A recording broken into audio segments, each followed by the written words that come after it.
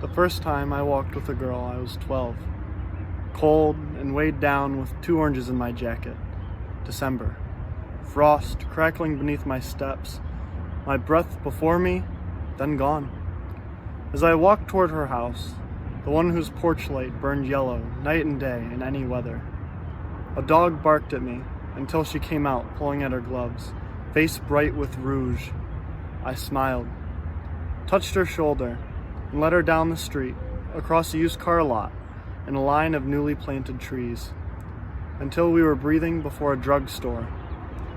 We entered, a tiny bell bringing a saleslady down a narrow aisle of goods.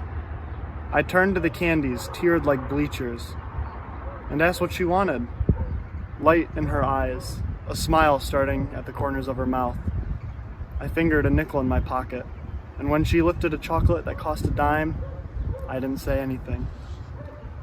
I took the nickel from my pocket, then an orange, and set them quietly on the counter.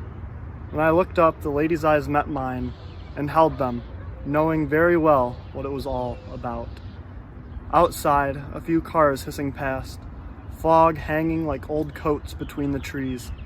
I took my girl's hand in mine for 2 blocks, then released it to let her unwrap the chocolate. I peeled my orange, that was so bright against the gray of December that from some distance, someone might have thought I was making a fire in my hands.